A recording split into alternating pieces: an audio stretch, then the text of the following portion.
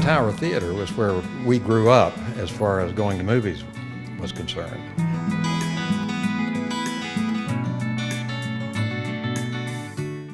23rd itself was it didn't have an unoccupied space and drugstores, boutiques, economically vibrant street for sure.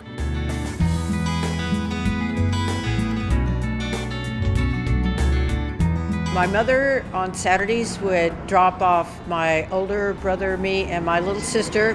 Each got 2 quarters. Here's your quarters. So the movie was a quarter, and then we had the other 25 cents to get to the popcorn, the soda. You had to make a choice whether it was going to be popcorn, but then it was a race to the balcony, because that on Saturday afternoons, that was the hot spot for all the kids. Different age groups would come to the theater, depending on what the movie was. I worked primarily at the Plaza Theater for the Shanborn Brothers, and they owned the Tower also. So when they had a lot of business, they send somebody over from the Plaza, and I'd work over here. But I primarily worked at the Plaza Theater, and then occasionally when they needed extra help here, we would come over and work. And it was always fun to work here because this was nothing but roadshow. So theater, so you sold tickets, and they only had 2 movies a day. Show it in the evening and the afternoon. We had an afternoon showing probably around 2:45, something like that, and then they'd have the evening show.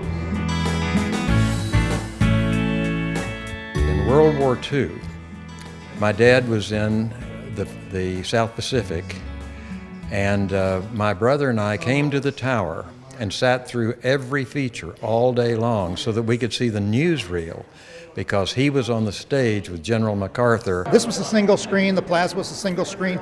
Shepherd Twin may have been the first 2 screen. And then there was the Quail Twin that Ferris opened out on May and Hefner. And then it just got to the point where it was multiple screens. You had 8 screens and now 24 screens. And if you went to this place, you only had one picture to pick from.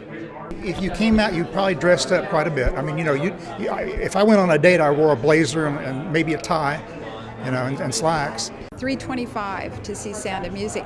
Now, it would be cheaper if you were upstairs in the balcony. And I did get in trouble. My brother did rat me out one time for throwing a popcorn over the balcony. He ratted me out, so I'm sure I got him for that later, but I'm so glad it's still here. I couldn't believe it's still standing. It's going to be wonderful. It's a wonderful venue. Wonderful venue. I'm just so glad it's going to stay. It's going to stay here. I mean, it was just a really neat place to work. I remember it being bigger than this, though. I guess that comes with age, that things kind of get smaller. Well, a lot of the moms would drop their kids off and go to Streets or to Sears. Sears was up on 23rd and Penn up there, and do their shopping and then leave the kids were perfectly safe. We had no worries. I specifically remember the mirrors because my sister worked here as well, and in '65, Sound of Music's playing, and we're preparing the working down here, and she's in charge of popping the popcorn. And somehow she goofed up, and she didn't use oil or something, and it started the place. They thought it was a fire, but in fact, it really was a smoke thing that went on.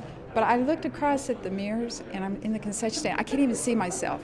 I mean, it's that black in here. They called the fire department. They evacuated everybody out of the building and gave everybody rain checks. But I just knew she was going to get fired. They didn't fire her. And then we started seeing what they were doing to the 23rd. It's just unbelievable. It's really nice. Because this used to be uptown shopping. They had Rothschilds, and we had Catherine White's, and we had Curves, Streets. It's wonderful. It's wonderful. I am so glad to see it's here. It's going to stay. My grandkids now can come here. Thrilling for all of us who have an interest in this part of the city and memories of our childhood here. We want it to be vibrant and successful, and we're thrilled with what's going on.